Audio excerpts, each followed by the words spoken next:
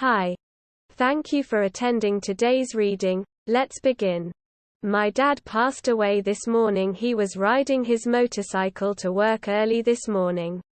At around 2:30 am he crashed his bike. We're thinking he had a heart attack and that's what caused him to crash. In high school, about 13 years ago, I had to do a paper for English class. The topic was write a paper on either a personal hero of yours or something that influenced you growing up, and then present it to the class. I wrote my paper on my dad. I wrote about how much I loved him, how much he cared for me, his 15 years in the army, and how he was raising me to be a successful adult. I probably spent more time on that than any other paper I did. I was proud of it, and happy I got to read it aloud. Later that evening I mentioned the paper to my dad. Told him we could do it on either a hero or something that influenced us. He asked what I did mine on. I was embarrassed, so I told him I did it on a band. The last 13 years I've regretted that. The last 13 years I've wanted to tell him what I did the paper on. Just 2 days ago it came across my mind again. Dad, I wrote that paper on you. You're my hero. Always were and always will be. I'm sorry I didn't tell you how much I loved you. And how much you meant to me. Thank you for always being there. I love you, Dad. Edit. Wow. I did not expect this kind of response. Thank you everyone for your wishes and condolences. The stories you guys told down really hit close to home. Again, thank you. And if anyone needs to talk or anything, send me a message. Update 3/26. No one is probably going to see this. So I'm really just doing this for me. Things have been real hard. As you can imagine. My mom has had it the worst, but at the same time I know things are getting better. My family isn't sobbing anymore. And my mom isn't hysterical. People still cry. But it isn't as prevalent anymore. We had a little private viewing on Thursday. It was awful. But needed, I think. Yesterday was the visitation. I expected 30 to 40 people to show up. Turns out roughly 250 people were there. It was insane. My dad apparently touched a lot of lives and meant a lot to a lot of people. He was an engineer on the railroad the last 16 years, and the railroad literally shut down all operations so the workers could come. Today is the funeral. Starts in about 3 hours. Not really sure what to expect. I'll be speaking during the service and actually reading this story since I don't have a copy of this paper anymore. Update 4/14. Again. Definitely not expecting a single soul to see this. Maybe I'm just using this as a journal of sorts. I don't know. Anyway, the funeral was exactly like he would have wanted. He was a retired soldier and was proud of his service, so we had a military funeral. It began at the funeral home where somber family and friends filed in. The minister began everything and then called me up to say some things. First being something from my mom, who wanted me to tell everyone what her family in Germany is doing in regards to the death. Then I told my story. The one from above. Then I finished off with the Fiddler's Green poem, which is a poem about where deceased cavalrymen go. Which he was. I changed a few words around to make it more appropriate and left out the final verse. The funeral was about 40 minutes long, and then the 38-car procession left to the nearby army base, where we held the military funeral. It was very nice. Minister said some words. Taps. 21-gun salute. And the folded flag which my mom received. It's exactly what he would have wanted. A couple days after the funeral, my mom flew to Washington to stay with my brother and his wife. She's flying back tomorrow and then flying to Germany in a few weeks to see her family.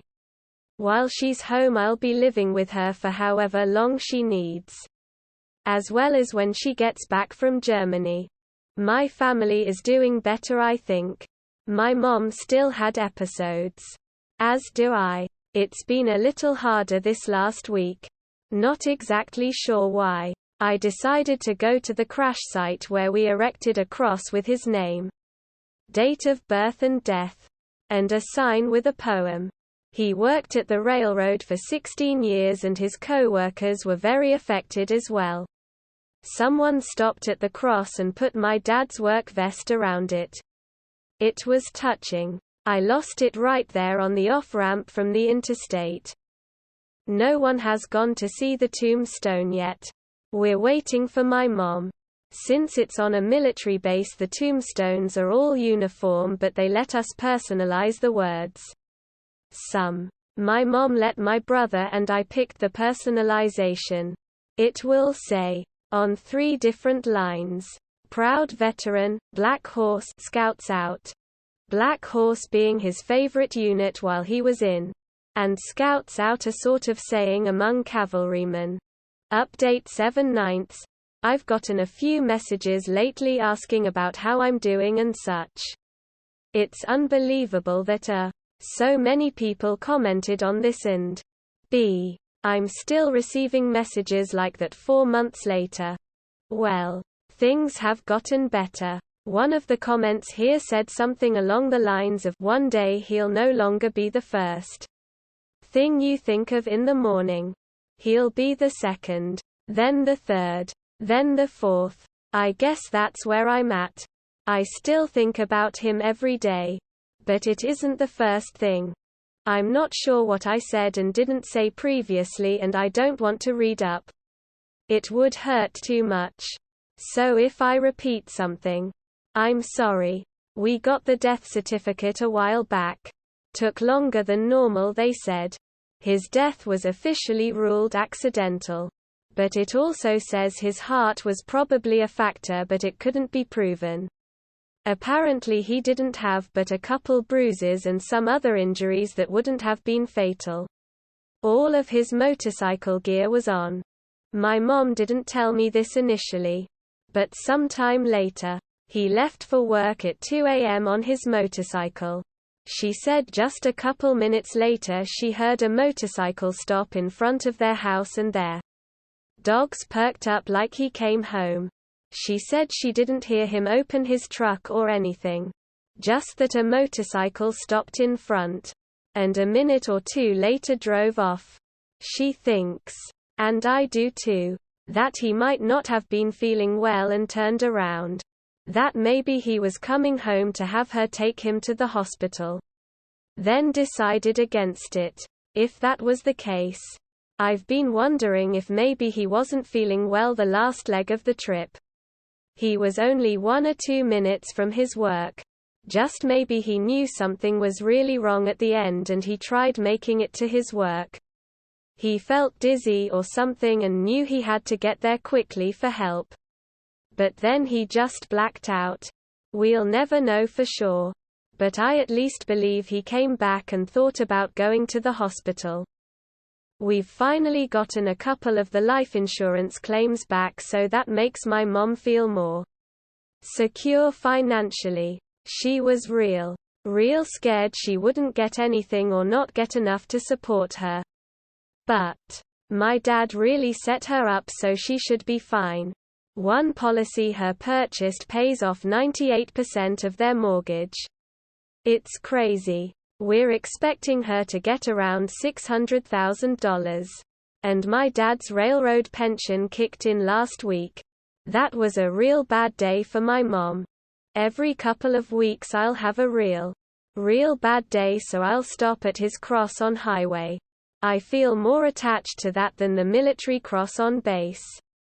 Father's Day was terrible. I took my motorcycle there along with an XGF. Aside from that, I guess I don't have much else to say anymore. My friends still ask about my mom and such, but I'll usually try and change the subject if it gets Too deep. Still hurts too much to talk about. Anyway, I guess I'll update again later. Probably not as long as the 3 months it took for this. Thanks for the continuing, guys. Update 10/8. I'm still receiving messages and comments from a lot of Redditors asking how we're doing or that my story has gotten them thinking about their own loved ones. I did not expect any of this. At the time I wrote this I was a sobbing mess and just wanted to vent to myself and figured writing my feelings down would help. But here we are 6 months later and there are still a lot of reactions coming my way. So I figured I'd do another update. But first, I want to apologize to everyone that messaged or commented and I never replied to. I responded to as many as I could but it got to be too much. So I'm sorry. Well, update. Since July, my mom managed to complete all of the life insurance paperwork with the help of an attorney. The attorney found an additional policy that we did not know about. A policy worth $500,000. So my mother ended up receiving close to $1 million from all of the policies and there was another. That required the bank to pay off 97% of their house. My dad wanted her to live her life exactly however she wants. He wanted her to go shopping, take trips to Germany to see her family, and never have to worry about money ever again. None of us had any idea he had so many policies, let alone what was in them. My mom is taken care of for life. The attorney she hired went with her to see a financial advisor at Edward Jones. He came up with safe, slow growth investments and put some money into CDs that will ensure her money will last for several years to come. My mother even purchased a new house last week. In cash lol. The house of her dreams. It isn't big, but it has privacy and it's wooden on the outside, which is something she said she always wanted. As far as my brother and I'm doing better. Someone on here told me a while back. Right now he's the first thing you think of. Eventually he'll be the second. Then the third, fourth, etc. Whoever said that was absolutely correct. I still think about him every day. Mostly at night or when I'm working on someone's furnace in the basement because I'm usually alone with my thoughts. I'm in HVAC. I have several great friends that are always there for me. And a special friend that will sleep over with me on bad nights. I've been in contact with the VA about trying to see a therapist. But the paperwork to see one that isn't VA affiliated is long and arduous.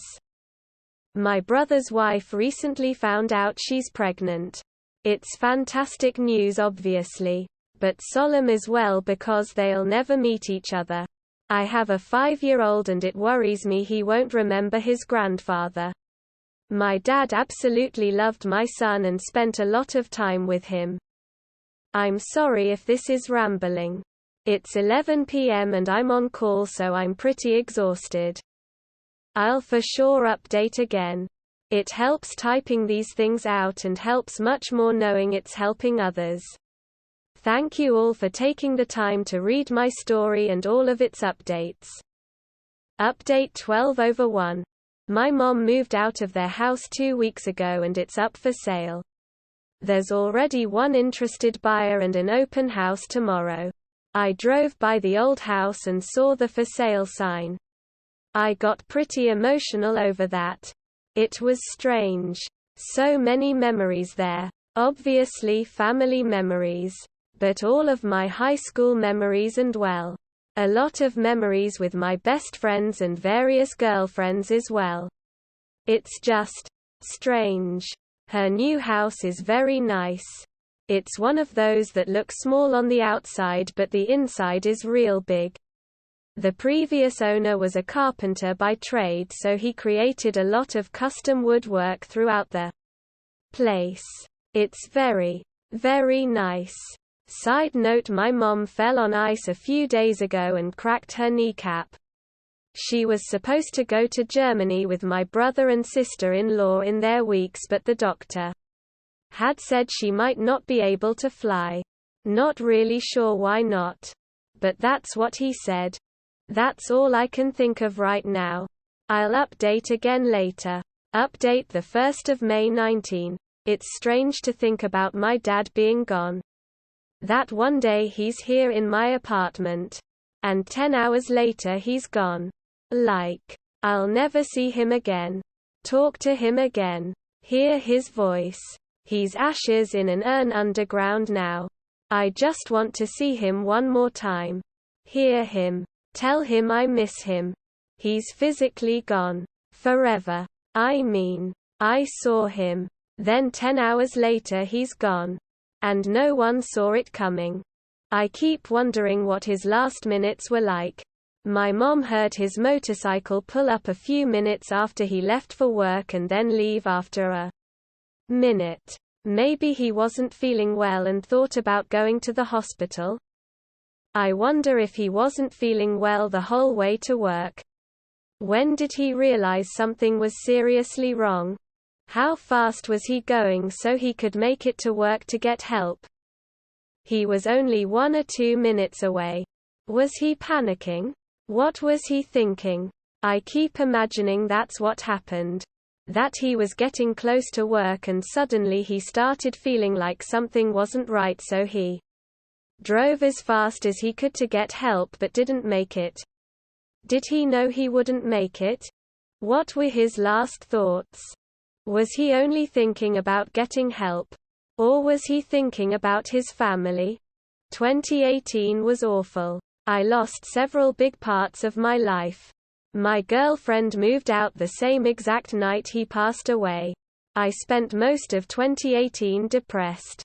Literally. The majority of 2018 I was sad more than any other emotion. When I was happy it didn't seem to last very long. I have an appointment with a therapist next week. I'm nervous. But so many things happened in 2018 and I don't know who else to talk to except that ex that moved out. She's still my best friend and I tell her everything. But I am still in love with her, so I cannot talk to her about her. I'm just sad. And depressed. End of story. That is all for today. If you want to support my automated channel, feel free to drop a like and subscribe. See you tomorrow.